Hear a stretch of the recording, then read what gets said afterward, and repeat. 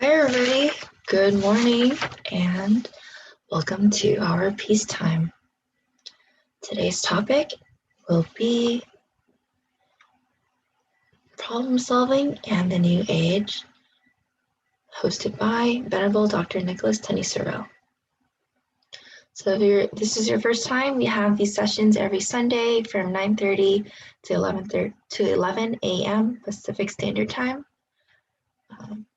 We also have other classes where there's guided meditation and sometimes with also a brief wisdom talk. The rest of the week, you can find our schedule later on. It'll pop up so you can see it on the screen. You can take a note, or you can try to find it either on our website or our Peace Point meditation page on Facebook. Other Peace Point meditation resources are our YouTube channel, Venerable Nicholas's YouTube channel, or one of the other two, the website or the Facebook page. Okay, so before we begin meditation guided by Venerable Nicholas and listening to his problem-solving New Age talk, I'd like to just announce that we have our March full moon event coming right up. So it is later tonight from 6 to 7:30 Pacific Standard Time. It's going to be great. So tonight's a full moon. We do this once a month. It's on the same Zoom ID as this one, but we will also be streaming it on YouTube and Facebook if you don't have Zoom. But if you like to make a Zoom, it is free to join. So the full moon session, we all gather and meditate together. It's a larger community than maybe those who have the time to attend these classes with us. So if you haven't tried it, I do encourage you to join. It is a nice experience. It's a great way to end the month on a very peaceful note, mindful note. Lots of meditation is just beneficial to you, so why not give it a try? Okay. So before we move on to the meditation today, I'd like us all to just take a few moments to limber up and stretch. So without further ado, let us join the yoga session.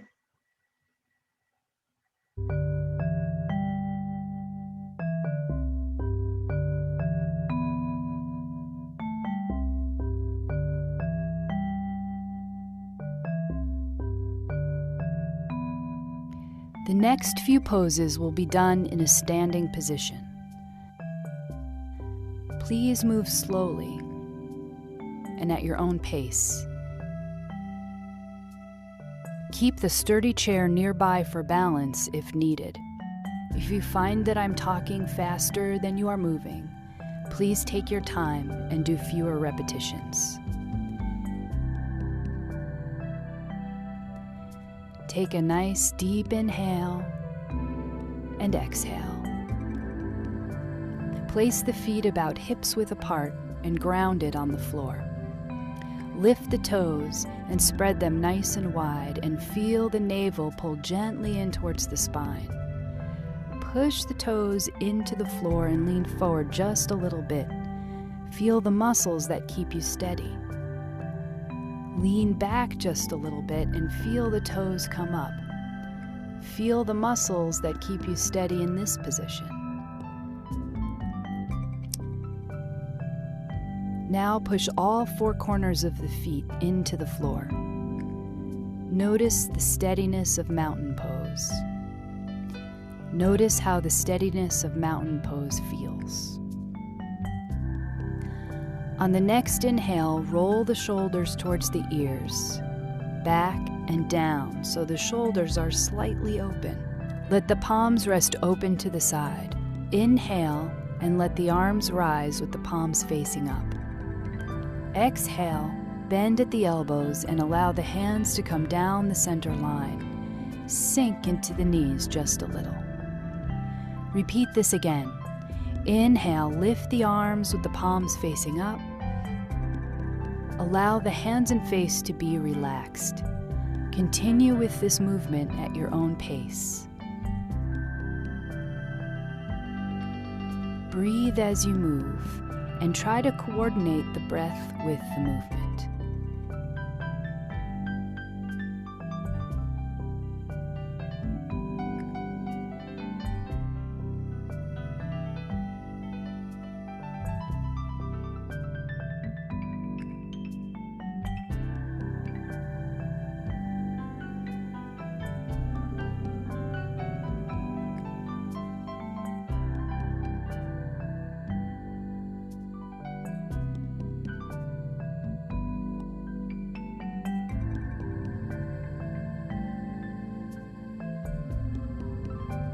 On the next breath, lift the arms back over the head. Fingertips point in, palms face up. Imagine that you have candles in the palms of your hands and you do not want to spill them. Turn the fingertips so they face behind you. The palms remain up. Turn the fingertips to the side and then to the front like an offering, then out to the side walls. Breathe as you move, up to the top with the fingers facing in again, towards one another, and then forwards like an offering, then out to the side walls. Breathe as you move, up to the top with the fingers facing in again. Let's do this rotation one more time.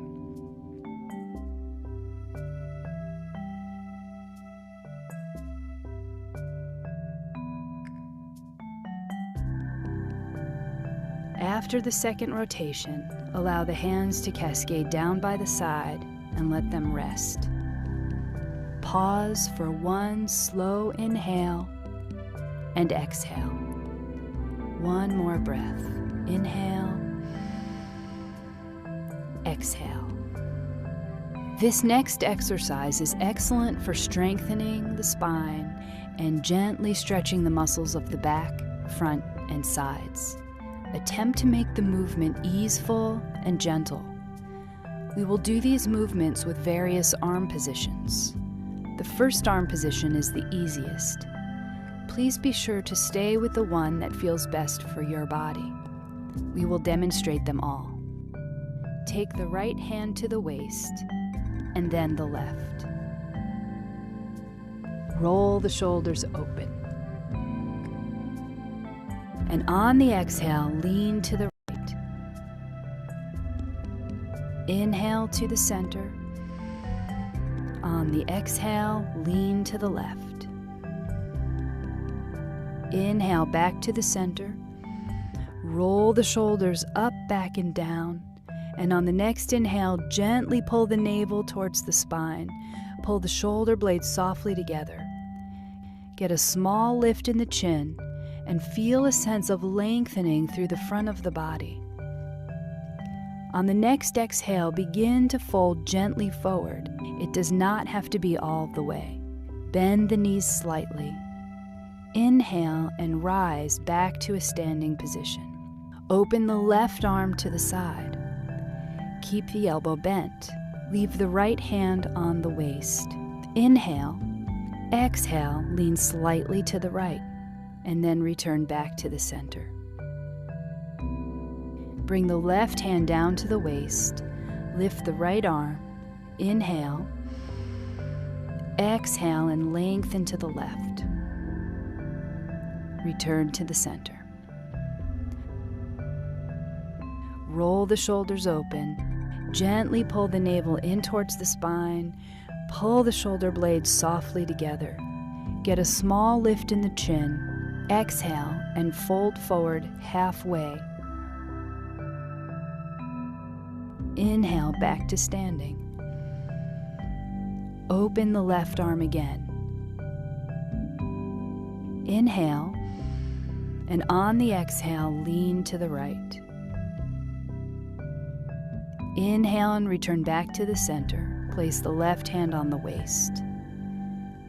Lift the right arm. Inhale.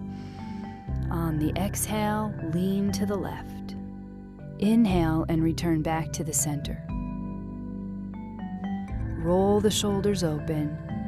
Lengthen through the front of the body. Slightly pull the shoulder blades together. Get a small lift in the chin. Exhale and fold forward. Knees slightly bent. Inhale. and return to standing in mountain pose. Pause for a moment. Inhale and exhale. For this warrior sequence, attempt to keep the movements gentle and relaxed. If you notice that you are struggling, move the feet closer together. Lower the arms or make the movement smaller. This pose is great for strengthening the legs, respiration, and opening the shoulders.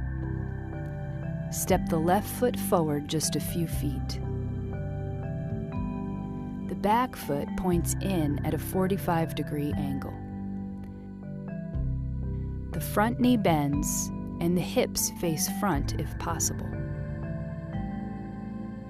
Inhale, open the arms and bend at the elbows. On the exhale, bring the hands and elbows towards each other.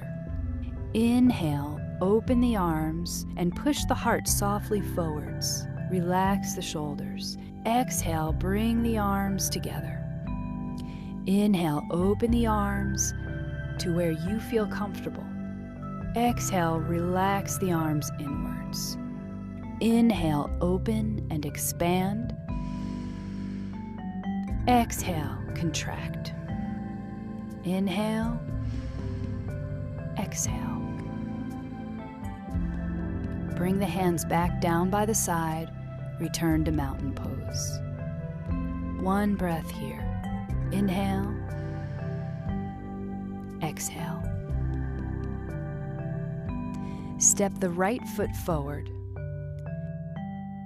Take a moment, there's no rush. Ground the back foot into the floor. Bend the front knee.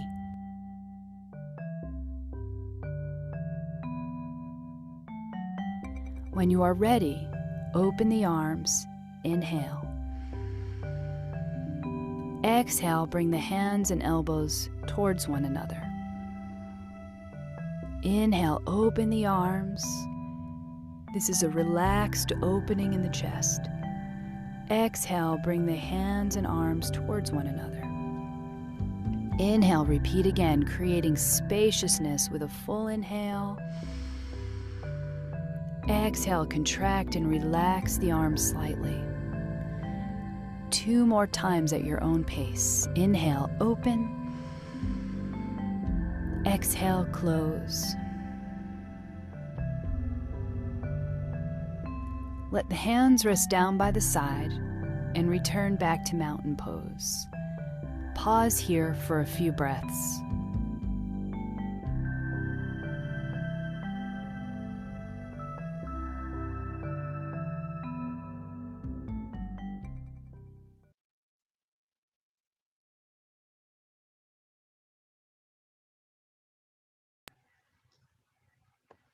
Now that we've finished our little bit of yoga, we are getting ready for Venerable Nicholas to arrive.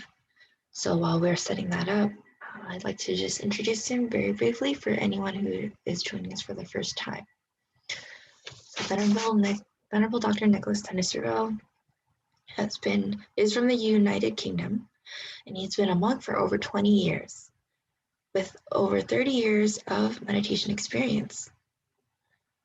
Venerable Nicholas pioneered courses in Europe since 1997 and has published many books and articles. He's appeared on guest TV, as a guest on TV, and he is a United Kingdom Complementary Medical Associate, qualified teacher of meditation. We also have other meditation instructors who preside over different days of our peacetime sessions. So you can find out if you'd like to find out who they are and get to know them, you can attend all of our other sessions throughout the week. But if not, then Venerable Nicholas teaches on Sundays. You can get more information on these instructors either by attending our sessions, as I've said, on Zoom, Facebook, or YouTube. Or you can check out our website where we have a brief biography of each instructor. Now, and if you haven't yet heard, we have an additional meditation event tonight. It's once a month, and we call it the Full Moon Meditation. It will take place from 6 to 7:30 Pacific Standard Time. It is accessible through our Facebook or YouTube channel, and this very same Zoom ID and password. So if you're interested, you are welcome to join. Now, without further ado, I'd like to bring Venerable Nicholas to have our guided meditation, as well as to listen to his wisdom's talk, problem solving, and the new age. Welcome back to the 5th online episode of Live Sunday Peacetime, hosted by Peace Point on alternating Sunday mornings by myself, Phra Nicholas Thanissaro, live streaming from Dhamma International Meditation Center in Azusa, California. Today's session will be about an hour and a quarter long and will consist of about a 30-minute Dhamma talk, 20 minutes of meditation, and 20 minutes conclusion, answers to your questions submitted in advance, and the usual news. Last time you saw me, we looked at aim in life and the 5 hindrances, basically how to reclaim time for our meditation and overcome obstacles as they arise in our meditation. The topic for the Dhamma talk today will be meditation, problem solving, and the new age. Again, this session I would encourage you to send in any questions that you have to the DIMC family line group, post them on the Peace Point Meditation YouTube page, or send them to me personally so that I can have a shot at answering them next time round. I know last time it was pretty difficult to understand anything I said well enough to ask any questions because of technical problems with the transmission, but hopefully this week will be a little more comprehensible. So let's start by looking at how to apply meditation to solving different sorts of problems in life. Indeed, there are many different sorts of problems in life, both material and spiritual. Different sorts of problems need to be dealt with in different ways. But if we know only material solutions to the problems, we will be limited in our range of solutions when it comes to solving them. As a meditator, we have the advantage over most people because potentially we have a larger toolbox when it comes to dealing with problems.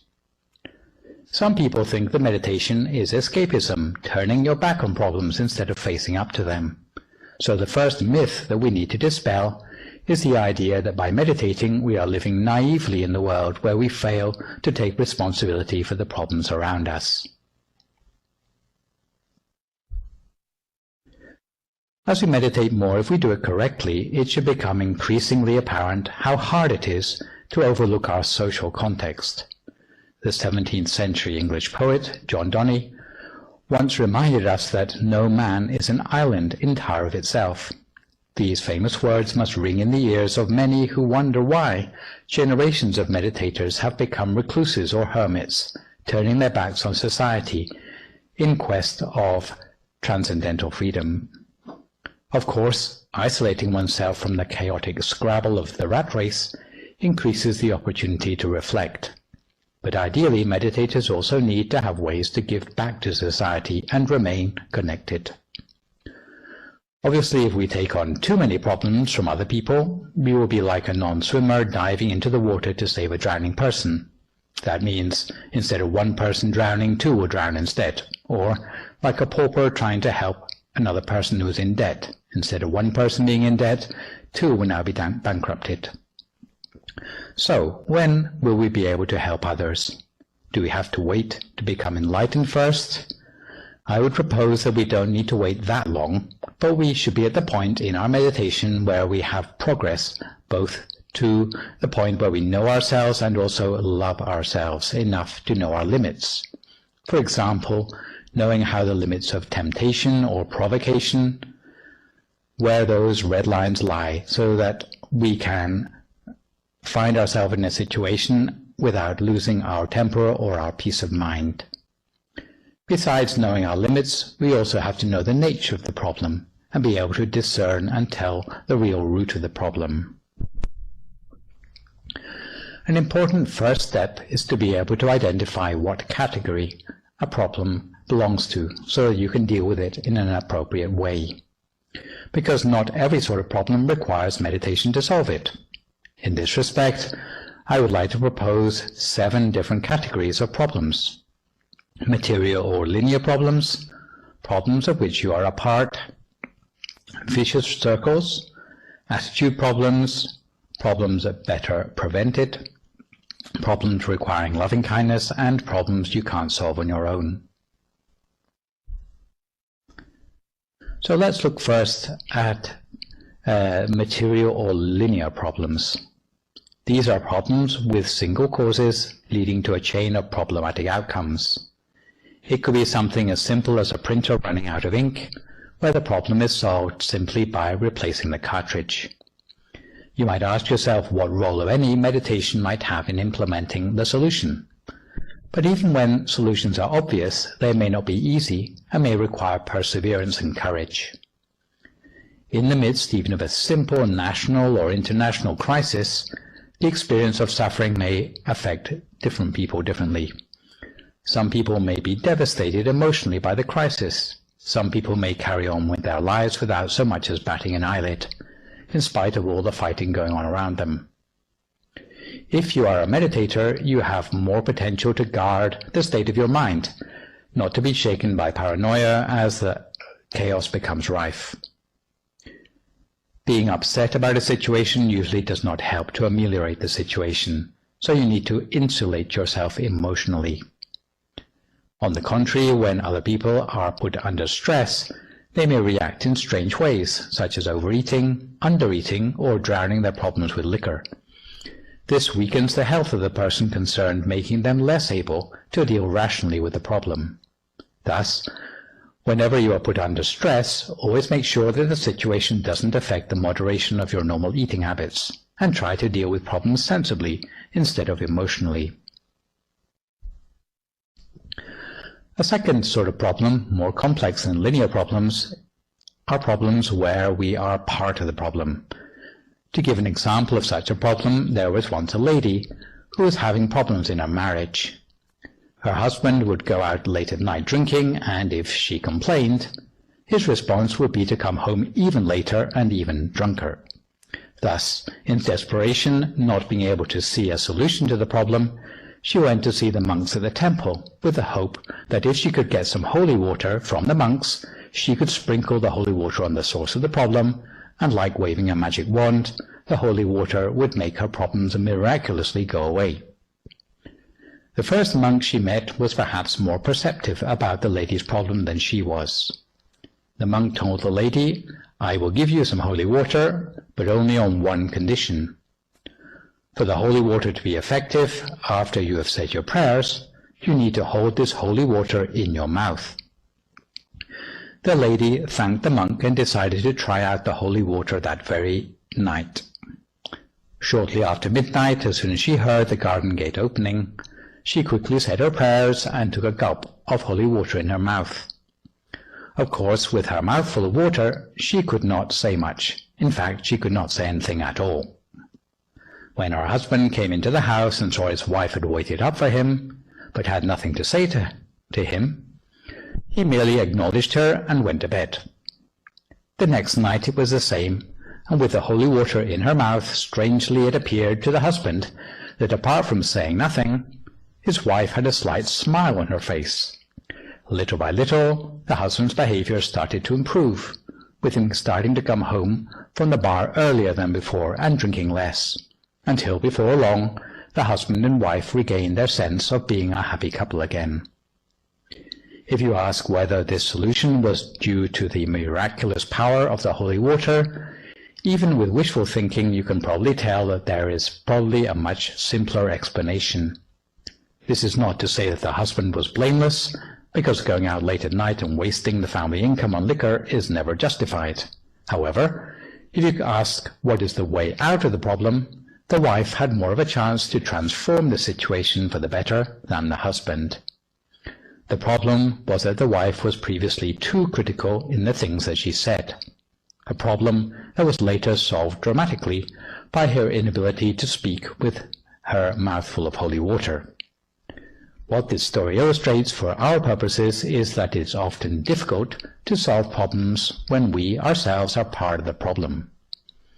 To be able to step back from the problem and see where we fit in and make changes to ourselves for the better is always difficult. However, if we are meditators, we will be better able to get an objective view about how we fit into the problems we are experiencing, so that we can extricate ourselves from our part of the problem. I should add that it's always easier to adjust ourselves to a problem than it is to get other people to change. Another sort of problem that is particularly difficult to solve without thinking outside the box are problems that feed into themselves or act as vicious circles. In this picture you can see a strange perspective of a building with stairs on the roof. The people who go up the stairs keep on going up, but eventually, having climbed a full circuit of the stairwell, they end up back where they started. The people who are going down the stairs keep on going down, but eventually, having descended a full circuit of the stairwell, they also end up back where they started. Unfortunately, the ascenders and the descenders only ever look at their feet, so they don't notice that they're getting nowhere. The only person who realizes what's going on is the person down on the balcony who has stood back from the crowd. This person is equivalent to the meditator who can see the bigger picture by standing outside it. Once they have seen what is happening, they can start to find the beginning and the end of the problem. The vicious circle category is particularly relevant to situations where violence escalates. The temptation in a crisis situation is always to blame the other party for starting the conflict. And before long, we find ourselves slipping into the mindset that you need to kill a perceived enemy before they kill you. If everyone were to think like this, it would escalate every conflict situation. Thus, the starting point for not exacerbating the situation is to avoid harming others. In this connection, you need to have a great deal of patience. Patience that can only come as a result of meditation. It is said that to be patient in the face of hardship and suffering, such as illness, is still easier than the patience needed to avoid conflict. You end up thinking, if you can't beat them, you may as well join them. After all, wouldn't you be at a serious disadvantage as the only person on the battlefield who's a pacifist in the middle of a whole crowd of lethal warriors? However, in terms of a fruitful solution to suffering on the collective level, it is essential that at least one individual makes a decision to turn against the tide of aggression and to reverse the vicious cycle of aggression. There is no way the situation will change for the better for as long as no one thinks to reverse the cycle of violence. It always takes two to start a fight, so if one side stops fighting, in fact the fight is over. It's just like a tug of war, where both teams pull as hard as they can, and neither team can make any headway. If in a tug of war one of the teams decides to let go of the rope, the equivalent of one side in a conflict forgiving the other and stopping fighting, all the tension goes out of the situation. Thus, no matter how extreme the situation, you must never try to harm anyone else, or even speak in a way that is going to aggravate the situation. As meditators who are aware of the real causes of degradation in society, shouldn't we be the first to start dealing with the problems? Shouldn't we be out there engaging with social problems? The reality of meditators is that the more they see of the problems, the more time they need to spend in isolation training themselves and not getting caught up in the problems. In fact, to make a difference to a situation, the problem solver needs a peaceful place to where they can retreat in order to recharge their batteries. When exposed to challenging situations, everyone has a real need for the time and opportunity to evaluate and reflect on their situation with wisdom and impartiality, instead of being pulled into the turmoil of the situation. Without such a quiet place or the necessary downtime, you will miss the opportunity to assess the limits of your own ability in any situation, and the outcome could be disastrous. Fourth category of problems that I'd like to deal with is the problem of attitudes. By meditating, you can change yourself to see the world in a more positive light. For example, to count your blessings or realize that there is something or someone else always worse off than you. You can effect a change of attitude, like in the example of the Chinese woman with the 2 sons I mentioned in a previous session. Some people can get into a fight even over differences of point of view. One person, for example, who stands above this figure and insists that it is a 6. Another person standing below the same figure looks at it and insists that it is a 9. Just because they have a different point of view, they could very easily get into a disagreement. This is just for a very simple example, but you can imagine how much more potential there is for conflict when you're talking about any subjective opinions. For example, whether to rush in and change a situation with people quoting the proverb, "Make hay while the sun shines," or those who would prefer to hold off and size up the situation a little longer, also quoting the proverb, "More haste makes less speed." There is always a way to avoid problems originating from the difference of point of view, which is for each person to think, speak and act from the center of their body, and it will allow every person to be on the same page when observing the world. This does not necessarily mean seeing the world in an overly optimistic way, but it helps everyone to see the world according to its reality.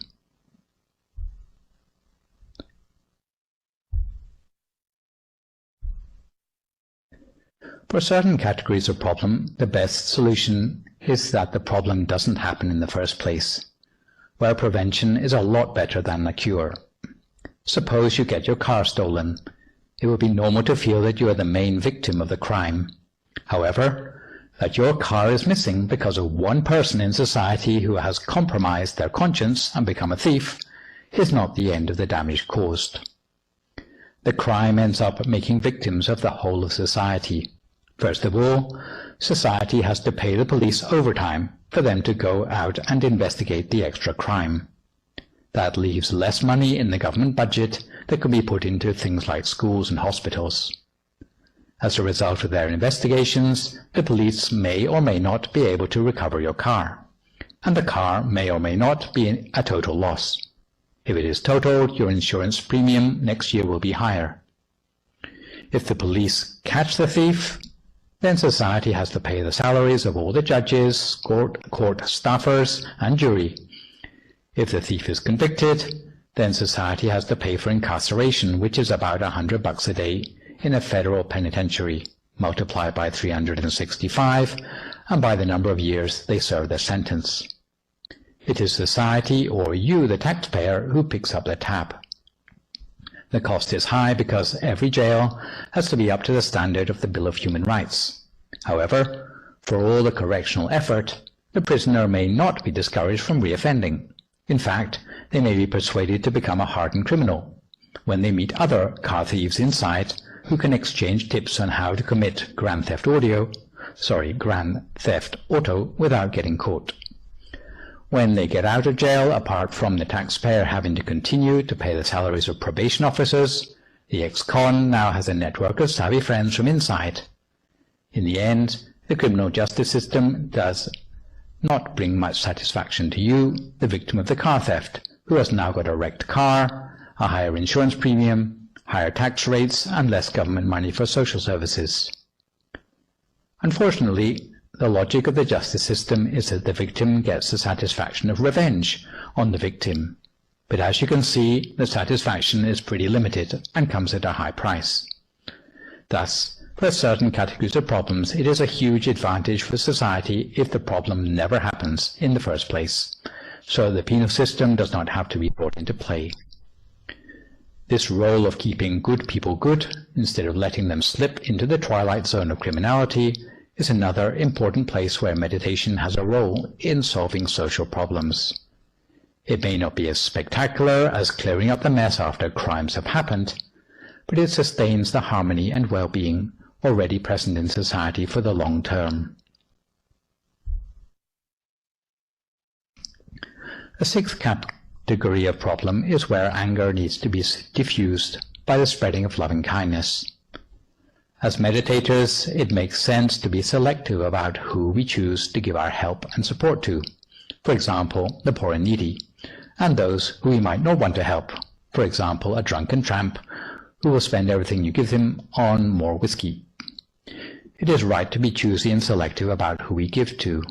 Friendliness, however, is something that we should try to emanate towards all people and all sentient beings, without exception. The fruit of spreading loving kindness towards others without exception is very beneficial both to ourselves and others. It will allow you to sleep peacefully at night, have sweet dreams, wake up in happiness, have a bright complexion, be endearing to others, and to make fast progress in your own meditation. Some people start with friendliness towards themselves and later spread friendliness in ever-widening circles, as you can see on the diagram. This is the Theravada order of doing things. Alternatively, we can start by spreading friendliness selflessly to others without limits, until eventually you can no longer differentiate between yourself and others, at which point you will come across your true self inside. This would be the Mahayana order of doing things. Both of the methods described are effective ways of bringing the mind to a standstill. Those who are adept in seeking the best available from each tradition, that means both Theravada and Mahayana, will restrict themselves neither to one sort of practice or the other. Of course, you need to choose one or other starting point, but after you become familiar with both routes to cultivating loving kindness, if you know the nature of your mind at any particular moment, you can adapt your practice to suit the needs of your mind at that time. Spreading loving kindness is useful if you realize that there are anger issues within yourself that need to be resolved, or anger around you which you cannot deal with in a more direct way. In practice, you can expand the well-being of meditation either as a visualization or as a feeling of well-being.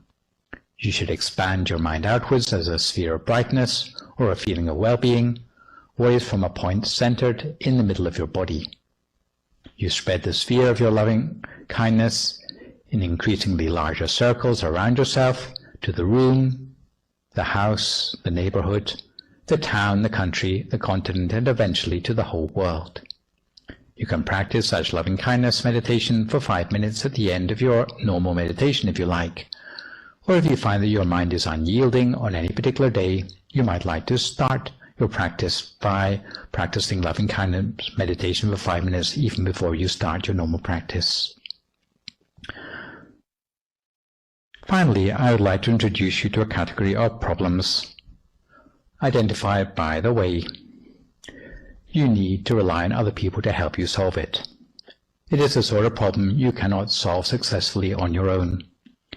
In some cases, this might be something as simple as moving a piano, but at other times it is to do with complex social problems. Some social problems are no more than the sum of the individual suffering of the people in that society. The type of suffering that seems to be experienced en masse by the whole society may simply be the projection of suffering by many individuals with the same plight. However, in other cases, individual problem solving is not sufficient. You need to be able to use solutions at the social level to bolster individual consensus. At such times, a top-down effort is a powerful way to make a difference. Thus, if you are to be the first brave one to make the decision to be non-aggressive, you need to use your wits. You don't just want to martyr yourself.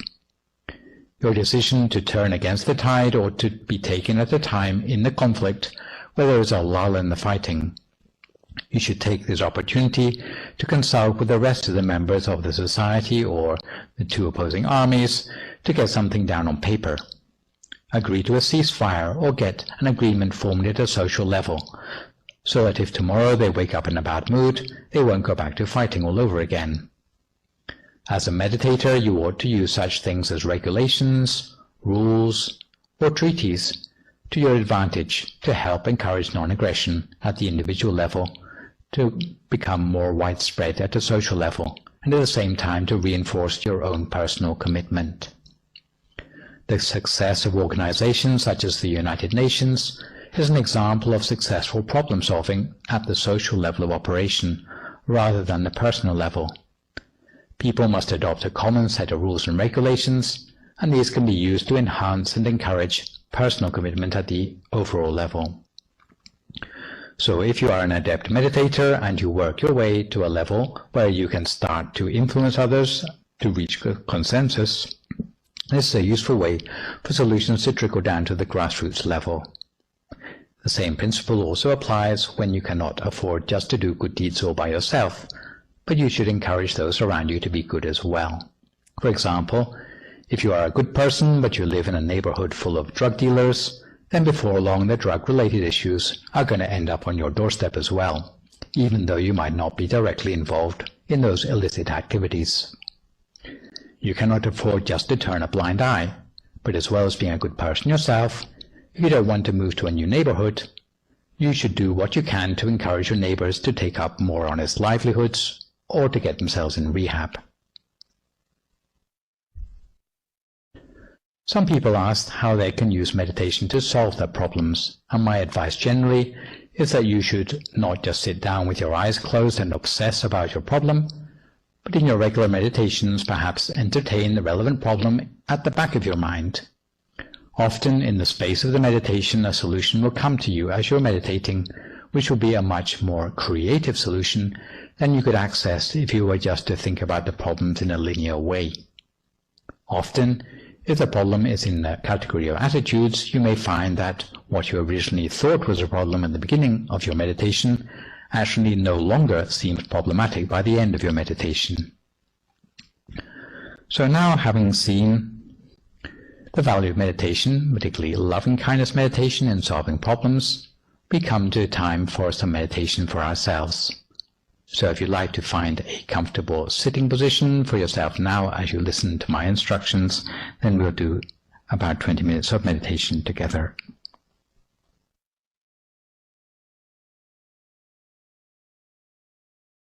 So if you'd like to start by finding a comfortable position for yourself in meditation, with your right leg on your left leg, your right hand on your left hand, with the index finger of your right hand touching against the thumb of your left hand, with your hands palm upwards on your lap. Find a position for yourself by which you feel alert and yet relaxed, not leaning too far forward nor too far back, not leaning to the right nor to the left. Find a position of poise for yourself. Make sure your eyes are only very gently closed. Never squeeze your eyes closed, but close your eyes gently in the same way you would close your eyes to go to sleep. Make sure there is no heaviness on your eyelids. If you notice that your eyes are closed too tightly, or if there is any heaviness on your eyelids, you may need to open your eyes and close them again more gently.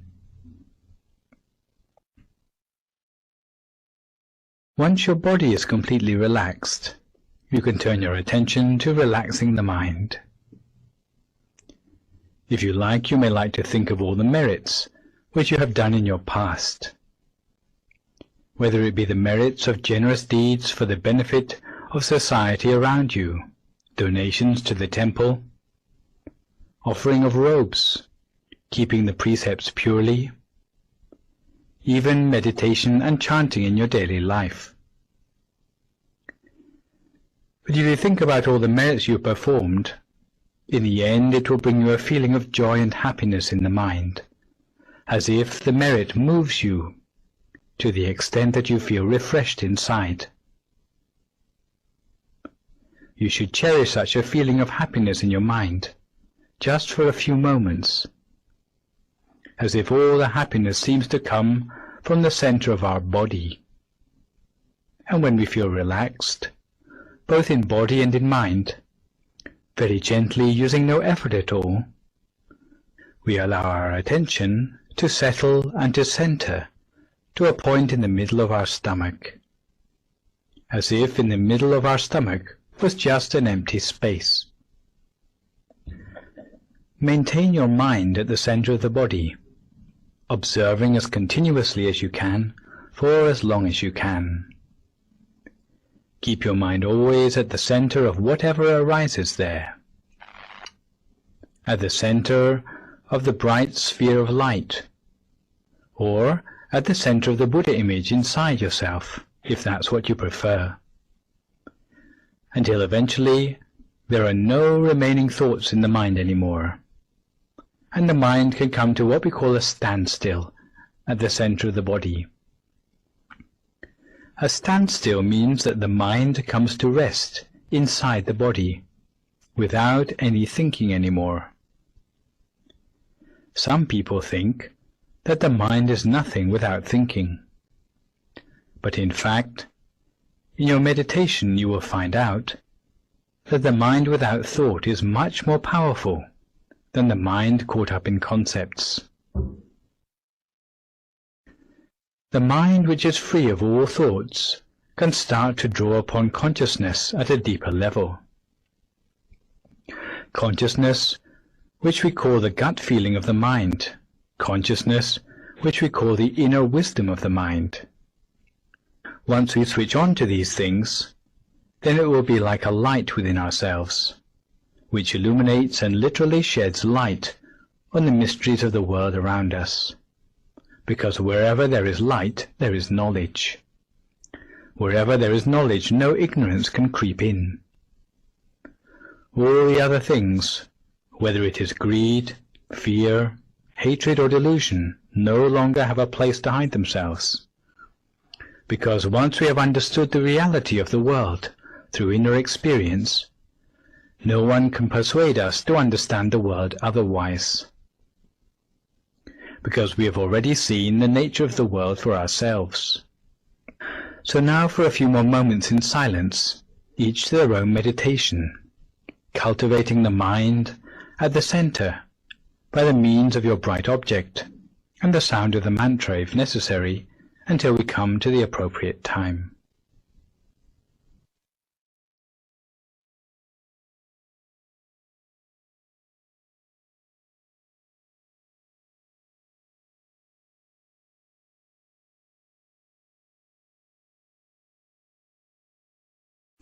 Today, as we meditate, we're going to look at the important practice of spreading loving kindness. Because according to the Buddhist scriptures of the Anguttara Nikaya's Ekadasaka Nipata, spreading loving kindness has the following 11 benefits. It allows us to sleep in happiness, wake in happiness, gives us freedom from nightmares, makes us endearing to humans and non-humans alike, affords us protection by guardian angels, protects us against fire, poison and weapons, facilitates our attainment in meditation, and gives us a radiant complexion. It protects us from senile dementia, and if at the end of our life we have still not attained enlightenment, we will attain the Brahma world. For loving kindness, it's important always to keep your mind at a standstill at the center of the body, as continuously as you can, for as long as you can, without letting your mind wander anywhere else. If you find your mind is attracted away by the sounds around you, sensations in your body, or thoughts in your head, as soon as you realize, always bring your mind back again to the center of the body and continue as before. Cultivate your mind in this way, as continuously as you can, for as long as you can, with or without the mantra, depending on your chosen style. Our mind remains always at the center of the body, at a standstill at the center, whatever inner experience we have attained for ourselves. For some people it will be like a clear, bright sphere of light, at the center of the body. For other people, it will be like a clear Buddha image at the center of the body. For others still, it may be like a feeling of warmth or well-being at the center of the body. Whatever sort of inner experience we have attained for ourselves, we place our attention very gently at the center of that experience, at the very center of the inner experience within ourselves, touching gently with the same lightness as a feather floating down to touch on the surface of some water, so lightly that the feather doesn't even break the surface of the water.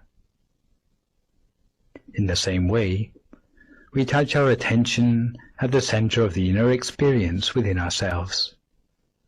We touch our mind at the center with just the right amount of attention. What you will soon find is that the inner sphere of the mind will gradually expand outwards in size, expanding outwards in size until it is the same size as the whole of your body, as if we were sitting inside a sphere of our own well-being or a sphere of our own light. And we make the wish that may we ourselves be well and happy, may we be free from all suffering.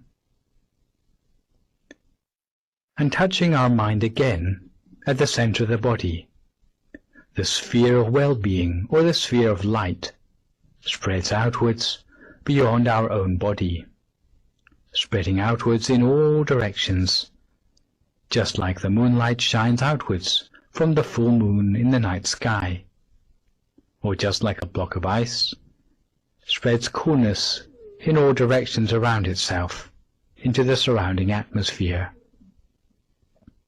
In the same way, we spread our loving kindness in all directions around ourselves, spreading the sphere of loving kindness around ourselves outwards into the room in which we are sitting for meditation, making the wish that may all beings here in this room be well and happy, be free of all suffering. And we spread our loving kindness further still, spreading it outwards from the center of the body to encapsulate the whole of the building in which we are sitting for meditation, with the wish that may all beings in this building be well and happy, be free of all suffering. And now we spread our loving kindness further outwards still, in all directions around, into the neighborhood around us, again with the wish that may all beings here in this neighborhood be well and happy, be free of all suffering. And we spread our loving kindness further outwards, in all directions all around, into the whole of the city around us. If you find it easier, you can imagine it as a map seen from above. Then imagine the city so. Spread loving kindness outwards to cover the whole of the map of the city in all directions all around, so that there is no part of the city not touched by the coolness and radiance of loving kindness, again making the wish that may all living beings here in this city be well and happy, be free from all suffering.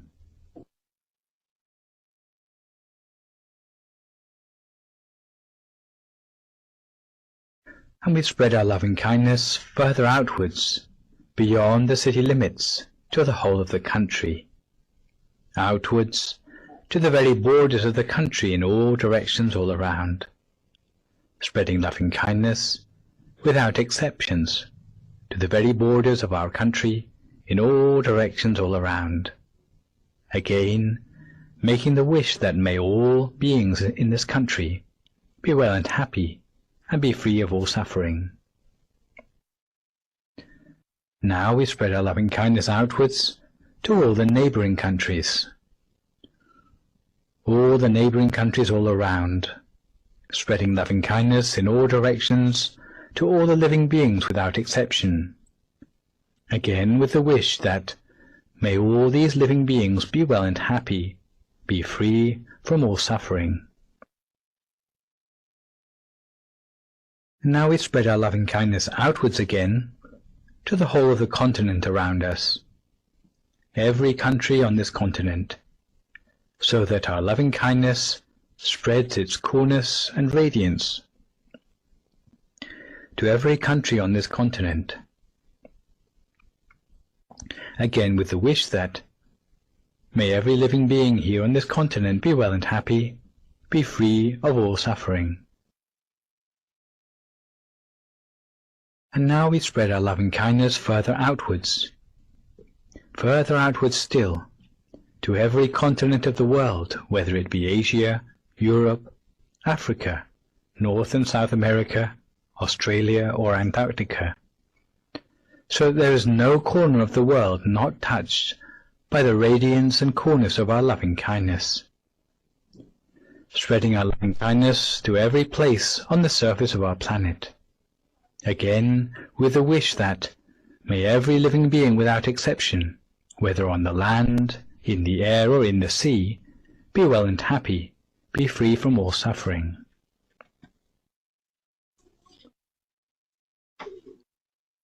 May all living beings be able to coexist in peace and harmony, so that true peace may prevail on our planet. And we spread our loving-kindness in all directions all around, outwards into the universe, to the front and to the back, to the right and the left, above and below, putting our loving-kindness outwards into the universe around us, with the wish that wherever there may be living beings, may they too be touched upon by our coolness and radiance given by our loving-kindness. In such a way, we spread our loving-kindness without limits and without exceptions, outwards into the universe, the galaxies, and the cosmos around us. Long ago, in the time before the Buddha, there was a hermit called Kapila, who used to retire to the seclusion of the forest for meditation. It was his habit to favor the practice of meditation on loving-kindness, and this he would practice on a regular basis, by day and by night. Whenever his mind was at ease, he would spread loving-kindness facing east, with the intention that may all living beings in the direction in front of me, even from the smallest creatures, whether 2-footed, 4-footed, with many legs or no legs at all, in the eastern quarter, be pervaded by my loving-kindness, spread with the purity of my mind. May all these beings enjoy happiness and be free from all suffering. The next day, he might spread loving-kindness in the same way to the western quarter, the northern quarter, the southern quarter, upwards or below. He would spread loving-kindness in this way in all directions, consistently and regularly, until it became his habit. Whenever he slept in happiness, as if slipping into deep meditation. It would bring him joy the whole of the time, and he would have a dreamless sleep. If he ever dreamed, it would be of auspicious things. On waking, he would feel refreshed, free of sleepiness. He always had a very radiant complexion because of his practice, and even if there was danger in his midst, it could never harm him. He was loved and respected by men, angels, and the forest creatures alike. He was able to enter upon meditation easily and attain the absorptions quickly, his mind coming to a standstill swiftly, because he was able to let go of external events easily, bearing no anger or grudges towards anyone. His mind was bright at the center of his body, brighter than the sun at midday. As a result of his practice, the forest became abundant with fruit, and as soon as animals which were sworn enemies, like deer and tigers, came into the vicinity of the forest, miraculously they were able to coexist in harmony, because even their minds changed to become filled with loving kindness towards one another, following the example of the hermit. However, when those animals came close to death, they would be unable to stay in the forest, but felt compelled to pass away outside the forest so as not to pollute the pure atmosphere of the place. Even the creepers and shoots of the plants in the forest coiled auspiciously in a clockwise direction. Later, after many aeons had passed, this place was to become the town of Kapilavastu, in the present-day Nepal, where the Lord Buddha was to grow up. These are some of the fruits of spreading loving kindness, which appear even during the present lifetime. So, having spread loving kindness in this way, we condense our awareness down, back to the center of our body again, taking careful note of the brightness, the clarity, and the feeling of peace and joy at the center of our body. In particular, we should take mental note of the feeling of well-being at the center of our body, remembering this feeling as well as we can, because this feeling of well-being is very important for us. It represents the state of progress in meditation that we have made up till now. If we can remember this feeling as well as we can, the next time we come to meditate again, we can start again from this feeling, and starting again from this feeling, we can continue to make progress in meditation next time from where we left off. So for the last few moments of this meditation, take a few moments to make a mental note of the state of your progress in meditation, remembering the feeling as well as you can. Now for a few more moments, each of their meditation practice in silence.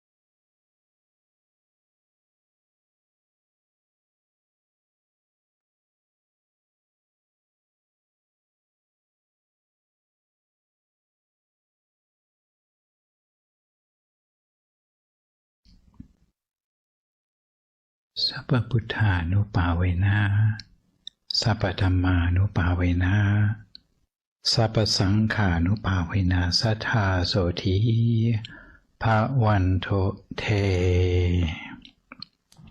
So if you'd like to come to the end of your meditation for today, you can gradually open your eyes again. If you feel at all uncomfortable, then slowly try changing to a more comfortable position before gradually finishing your practice.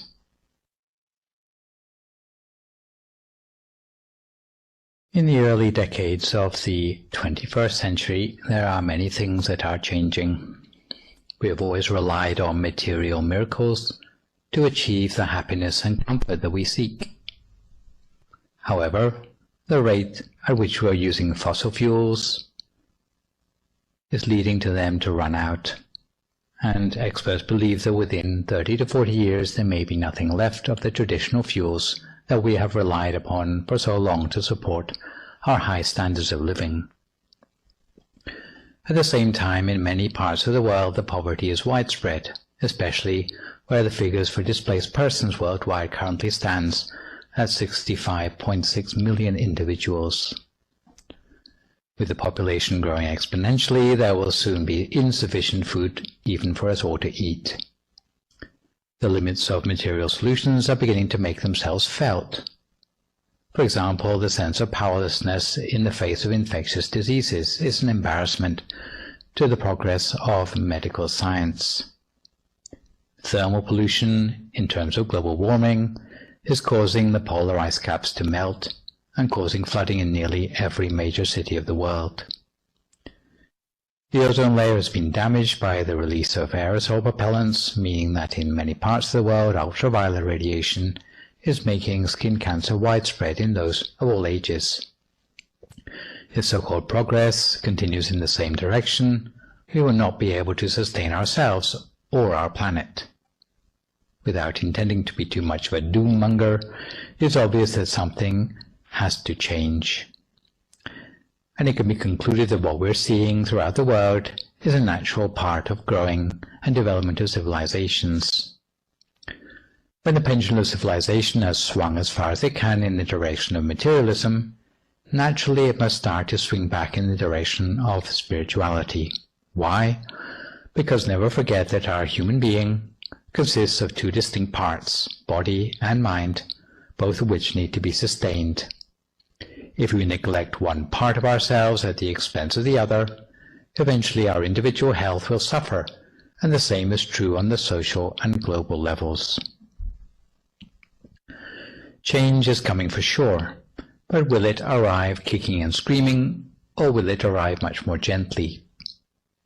James Lovelock, the originator of the Gaia hypothesis, said that if human beings were to fulfill their potential gently, they would become like the nervous system or the conscience of the earth, integrating to make the planet conscious of itself. However, if we continue to pursue only material prosperity and ignore warning signs, we may become like a cancer that leads our planet to extinction instead. Perhaps with the advent of the so-called COVID era, we have more of an idea of how we can gently move in a more spiritual aspect of global connectedness. Evidence for such transformation has been apparent since long before COVID, with a change in attitude to world peace, an intermingling of Eastern and Western culture, and more enlightened views of leadership. And the good news is that meditation seems to have a role to play in all these aspects of the dawning of a new age. In terms of new attitudes towards the possibilities for world peace, fortunately mankind seems to be moving away from tribalism. But although we still value security and freedom, we no longer exclude the other because of differences of nationality, creed, race, or religion. We increasingly realize the limits of security and happiness from taking refuge in material securities, such as wealth or fame, and to a greater or lesser extent have rediscovered inner cultivation as an universal source of well-being and freedom that is independent of cultural differences.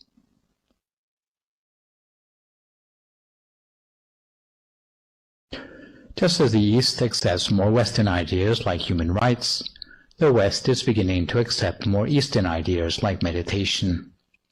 Almost imperceptibly, there is a cultural shift on which is affecting people in every country. To be stuck in traditional culture leaves one vulnerable to exploitation by modern self-interest. But to know only modern culture is to lack the deeper tools of discretion. But with the best of both worlds, West and East, there is a possibility of standing on the threshold of something much greater than the parts. A sort of collective consciousness for the planet, where global connectedness can bring benefits both material and spiritual. In the old days, it was necessary to renounce material comfort in order to attain spiritual knowledge. But more and more, there is a possibility to balance spiritual prosperity with material prosperity, instead of swinging to one extreme or the other. The prospect of a new age holds out an optimistic hope for the future of the world, but requires people to take a decisive role in stewardship to ensure society can recrystallize in a new harmony of material and spiritual wealth.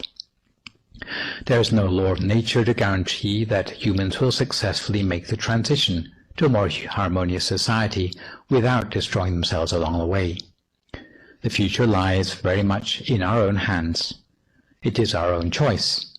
If we are to succeed, we have to rely on certain things such as reducing our prejudices, especially ones which make us see ourselves as separate from others, and secondly, not just to do good ourselves, but to reach out with our practice for the benefit of others too.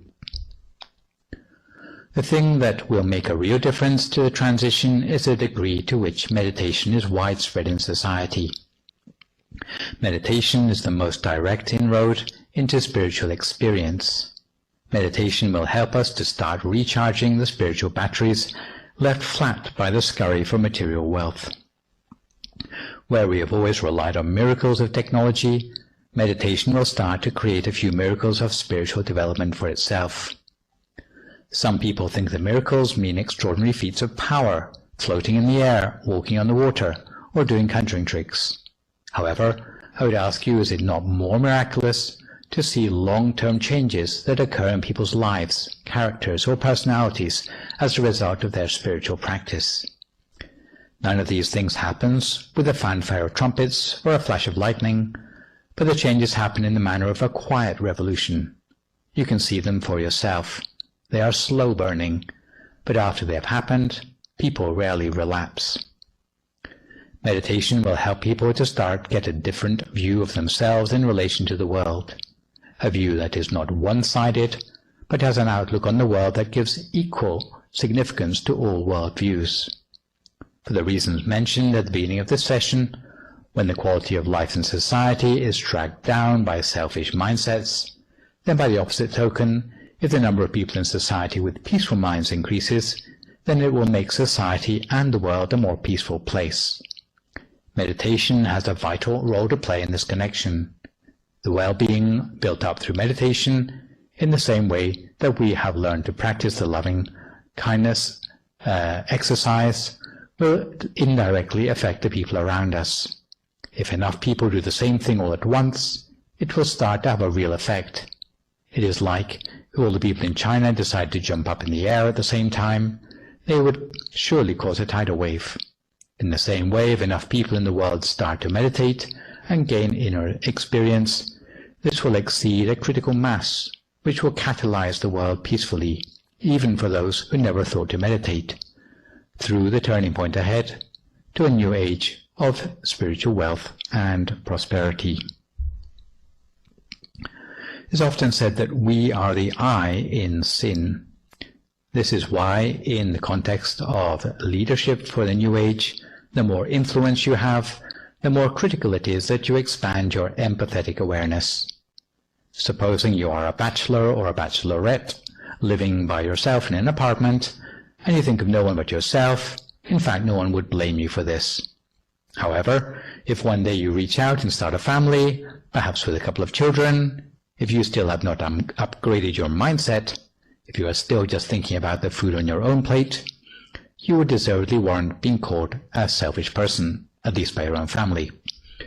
Really, before becoming the head of a household, you need to expand the compass of your mind to all the members of your family, so that you are as worried about the food on their plates as you are about the food on your own plate. In the same way, if you run for mayor of the city, you first have to expand the breadth of your mind to encompass the well-being of all the people in the city, rich and poor alike. You cannot afford still to be stuck in self-interest or even just thinking about your own family. Otherwise, you'll be accused of favoritism or nepotism. Similarly, if you become president or a world leader, you can no longer afford just to be thinking about your hometown or even just your own country, because these days everything is interconnected, as is so painfully obvious from the spread of the virus, which, like many other things, has no respect for borders. Therefore, before stepping up to the plate as a national or international leader, you better first make sure that your level of empathy or loving kindness is broad enough to encompass every living being in the world. This is why cultivating meditation, especially on loving kindness, becomes more and more critical for leaders the higher up they go in management.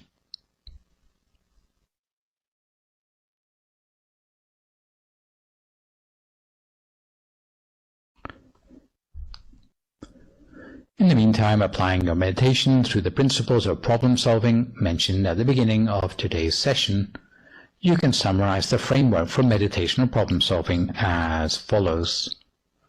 When confronted by a problem, never insult others nor try to harm others, because it will only make the problem worse. When confronting problems, be especially careful to exercise restraint in upholding your precepts and complying with the rules and regulations relevant to your situation. When feeling stressed, be careful to exercise moderation in your appetite, making sure you don't eat too much, eat too little, or imbibe alcohol in response to your woes. In spite of the stresses in your uptime, make sure that for your downtime, you have a go-to place that is peaceful enough for you to meditate and get a refreshing night's sleep. Finally, even though it may seem hard to meditate when you are going through problems, keep meditating in spite of those problems, because meditation in times of stress is 10 times more valuable for your well-being than meditation when the going is easy. If you can manage all of these interventions, rest assured that you will answer the description of the leader and problem solver needed by the society of the future. So let's turn now to look at some of the questions sent in by viewers. Here's a question from Jane Godfrey of Doncaster in England. She has asked, I want to recognize fools and keep them at arm's length, but I become irritated and find it hard to get over my annoyance when those I see as taking advantage, in other words, taking more than what they are giving or not backing up what they say with their actions. How can I overcome this self-righteous type response and maintain my own balance? Well, thank you, Jane, for that question. And in answer to it, I would say that if you want to avoid associating with fools in your everyday life, apart from avoiding social contact with fools, it will be necessary to give special attention to the following issues, and I quote from the Mangala Sutta as explained in the Temple's book called A Manual of Peace. In the case you have to associate with a fool, you need to be especially careful. Sometimes you will be put in a situation where you have to associate with fools even though you don't want to. For example, you may find out that your work boss is corrupt. If you refuse to have any part in their dealings, you might get fired. What should you do in such a situation? Well, if you do everything the boss wants, in the end you will become corrupted too. The best way forward to treat such fools is as if you were warming yourself before a fire. For a fire, if you stay too close to the fire for too long, then you get burned. If you stay too far away, you will be left out in the cold. Thus, just as with a fire, you need to keep the appropriate distance from a fool, not too near and not too far. Also remember that you can only afford to intervene with a fool in the case that you are sure that you have the capability and steadfastness to help them. Whether you can really help a fool or not depends on whether your own level of virtue is sufficiently steadfast to allow you to help them unscathed. If you are not yet sufficiently steadfast, then it may be that you need to keep your distance, even if they are your own relatives. If you come across a fool who does not respond to your interventions, you may have to resign yourself to biding your time and waiting for a situation to occur where the damage of the fool's actions becomes obvious. Only at that time will they become a little more ready to listen to your advice. In such a situation, you may need to be cruel to be kind, withholding your help or advice until it can truly make a difference. It is not really a case of self-righteousness, but certainly you need to work out if you are strong enough morally to help out a fool or whether you need to back off from the situation. The level of steadfastness you can bring to the situation will depend on how strong you are in avoiding unwholesome behaviors yourself, especially involving the roads to ruin, how strong you are in making a break with any unwholesomeness in your past, and how strong you are at continuously sustaining your cultivation of wholesome behaviors in the present day. When dealing with fools, in summary, you can say the ideal is to interact without transactions. Try to avoid joining up with fools, receiving things from them, or giving or lending them things. If you are looking on and seeing the people you love being ripped off by fools, do your best to open the victim's eyes to the truth of their situation, especially if they are off their guard, according to the duty of a good or a noble friend. For those of you who like to visit the temple in Azusa to bring offerings, please be informed that there is a new site for a temple offering in the parking lot next to the main temple building, between 10 and 11 a.m. every day. If you have trouble with the passcode on the gate or wish to visit at a different time, please call Jenny on 562-716-2961. There will be a monk on standby in PPE to receive the offering and give a short blessing for visitors.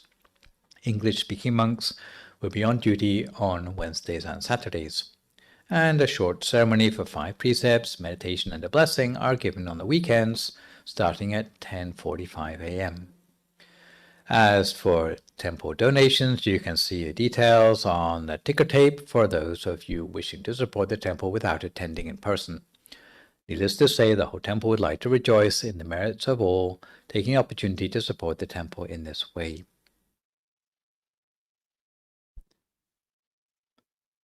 Meditation is particularly valuable in this COVID era to help us cope with the extended lockdown, and in this respect, here at the temple, although there are still no face-to-face teaching sessions for the interim, you can access Dhamma teachings in English at the YouTube channel called Peace Point Meditation or the Facebook page of Peace Point Meditation, and there are also possibilities for watching these via Zoom as well, although I haven't got the details today.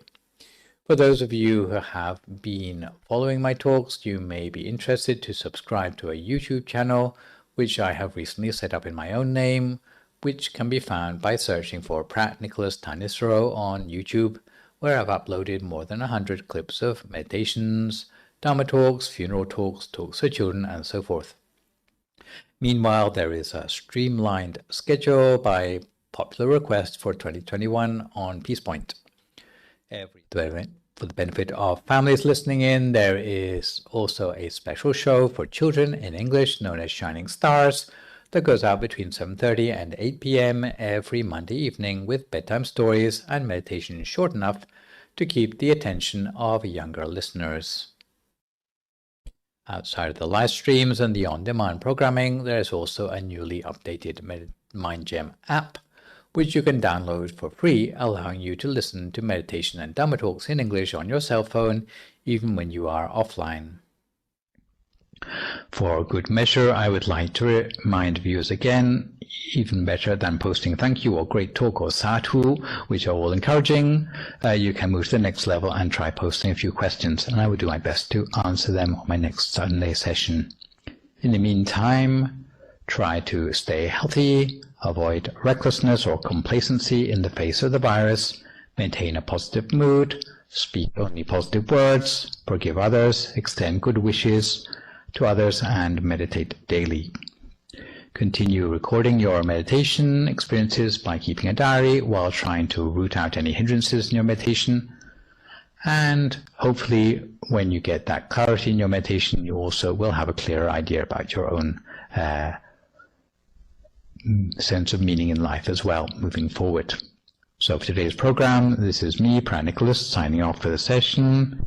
So long, folks, and stay safe.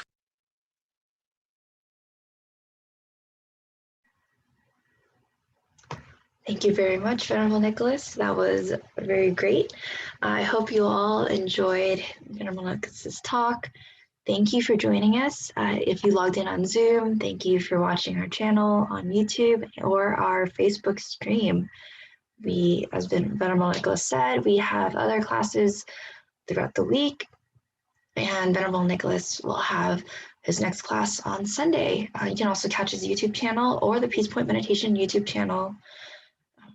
If you have any questions, please go ahead and send him a question. He loves answering questions. Don't be shy.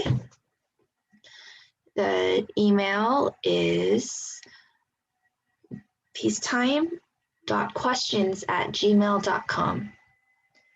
And I hope you can join us tonight for our full moon meditation. This happens once a month, and it'll be 6 to 7:30 p.m. Pacific Standard Time. Hope you've had a nice mindfulness session and have a nice Sunday.